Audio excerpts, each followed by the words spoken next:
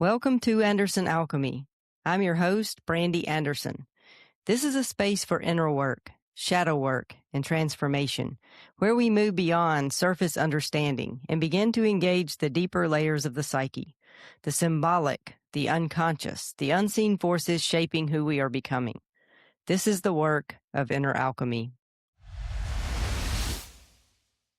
There's an old story where a king is told that his life depends on answering a single question. What do women really want? And the answer doesn't come from a queen or a scholar or someone admired or desired. It comes from a woman that no one wants. A woman who is rejected, dismissed, and considered unworthy. And the answer she gives doesn't just save his life. It reveals something most of us are still avoiding. The king is given a year and a day to find the answer, and so he goes out into the world asking everyone that he encounters. He hears many responses. Some say women want beauty. Others say wealth, security, admiration, love. Some say pleasure. Some say devotion. And yet, none of the answers feel complete. None of them carry the weight of truth. As the deadline approaches and time runs out, he encounters a woman who is described as grotesque, undesirable, and deeply unsettling to look at. She's not the kind of woman anyone would seek wisdom from, and yet she tells him that she has the answer. She knows what women truly want, but she will only give it to him on one condition. One of his knights must agree to marry her. It's an outrageous demand. No one wants to do it, and yet one of the knights, Sir Gawain, steps forward and agrees. Not because he desires her, but because he understands that something deeper is at stake. The king returns with the answer she gives him, and it saves his life. The answer is this: what women desire is sovereignty, the ability to choose, authority over their own lives, their own bodies, their own direction. But the story doesn't end there. The knight must now fulfill his promise. He marries the woman, and on their wedding night, she presents him with a choice. She tells him that she can be beautiful during the day and ugly at night, or ugly during the day and beautiful at night. He must choose which version of her he wants. And instead of choosing, he does something unexpected. He tells her that the choice is hers, that she should decide for herself. And it is in that moment that everything changes. The spell is broken. She transforms into a beautiful woman fully, not because he selected the right option, but because he gave her sovereignty. Because he didn't try to control her, to shape her, or decide for her. He honored her agency, and in doing so, something distorted became whole. This story has been told in many forms. It appears in Arthurian legend and later in the Canterbury Tales through what is known as the Wife of Bath's Tale.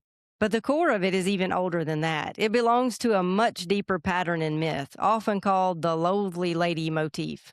And like all enduring myths, it's not really about the surface story. It's not actually about a king or a knight or even about women in the literal sense. It's about the structure of the psyche. Because psychologically, the loathly lady represents something very specific. She represents the rejected feminine, the part that has been pushed away, dismissed, devalued, or ignored. And when something within us is rejected long enough, it doesn't remain neutral. It becomes distorted. It becomes exaggerated. It becomes, in a sense, ugly. And the parts of us we don't want to face rarely show up in ways that are easy to embrace. They don't arrive polished and composed. They show up inconvenient, emotional, disruptive, irrational from the perspective of the thinking mind. They interrupt the order we've tried to establish, and so we resist them. We try to manage them, suppress them, override them, or make them more acceptable before we are willing to listen. But the story is very clear about something. The answer doesn't come from the polished or the ideal. It comes from the rejected, the one that has been cast out.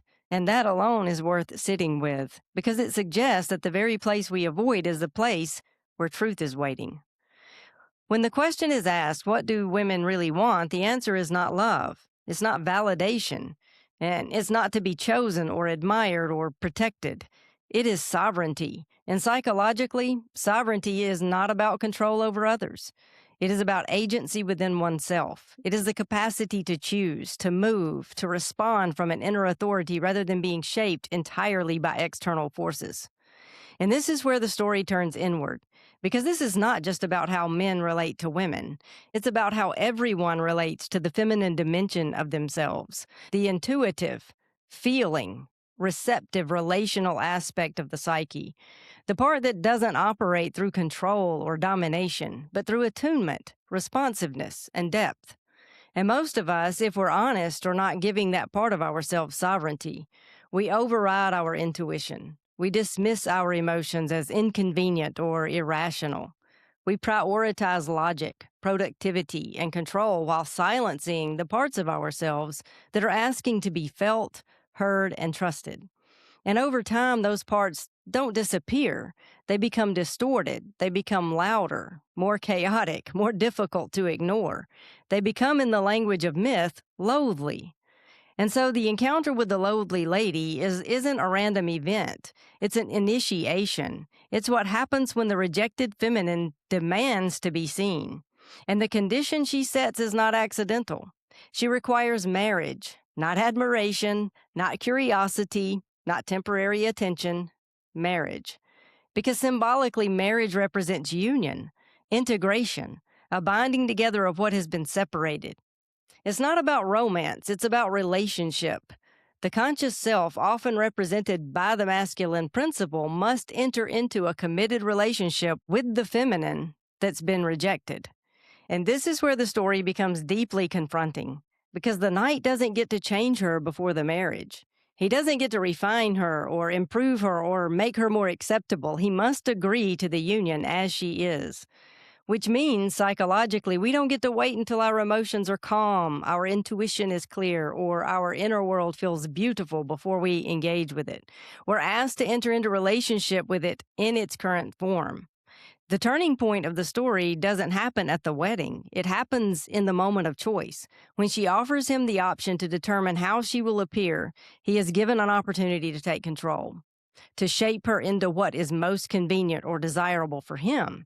And instead, he relinquishes that control, and he gives the choice back to her.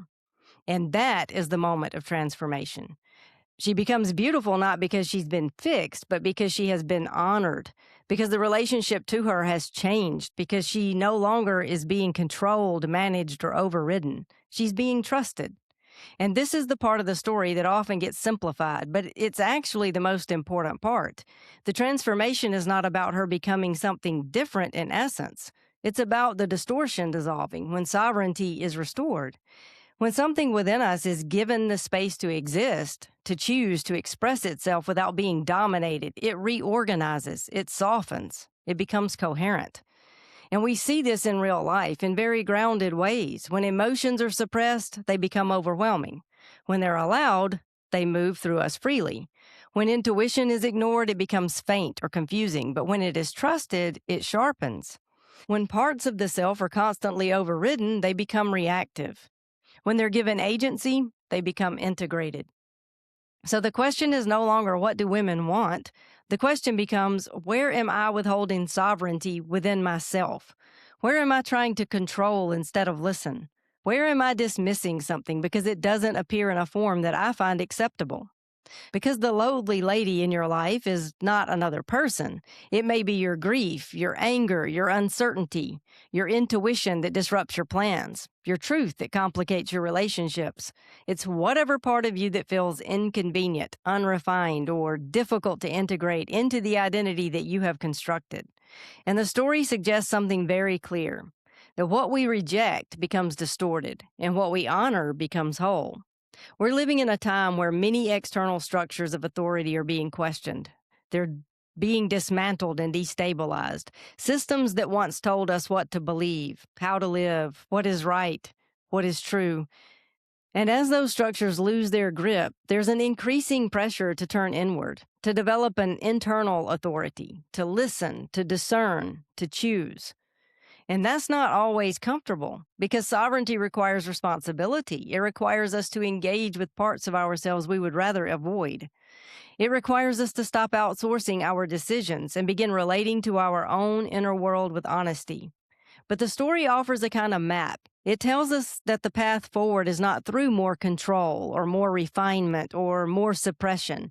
It's through relationship, through honoring what has been dismissed, through giving space for the feminine within the psyche to have a voice, to have agency, to have presence. And when that happens, something shifts, not because we have perfected ourselves, but because we have become whole. The story says that when she is given sovereignty, she becomes beautiful. But what it's really pointing to is this: when we stop trying to dominate what's within us and begin to relate to it with respect, something reorganizes at a deep level. What once felt chaotic begins to support us, and what once felt disruptive begins to feel like a wise guide. And maybe that's the deeper answer hidden inside the question. Not just what women want, but what the soul requires.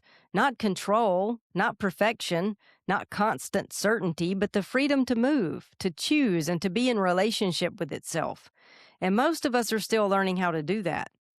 So if you take anything from this story, let it be this: the parts of you that feel inconvenient, emotional, unclear, or even disruptive are not problems to fix. They are asking for relationship.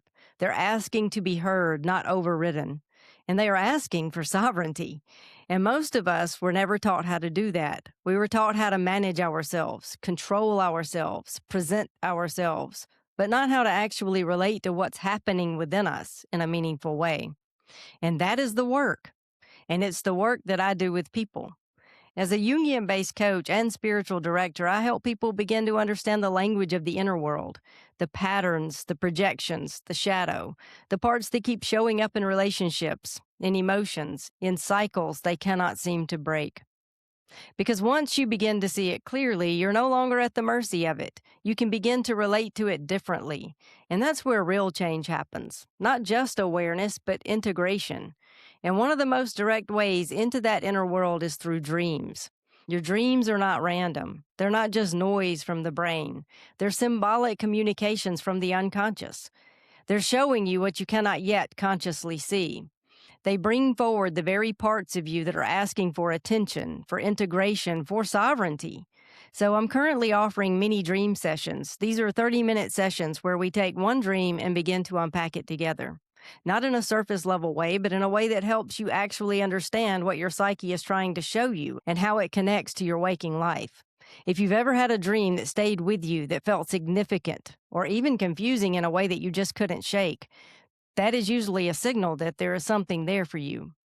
If you would like to book one of these sessions, you can email me at brandy.dreamalchemy@gmail.com. I'll link it in the show notes below. Because the loathly lady does not only appear in stories. She appears in your dreams. She appears in your emotions. She appears in the places you tend to avoid. And the question is not whether she's there. The question is whether you're willing to listen. Thank you for joining me for this episode of Anderson Alchemy.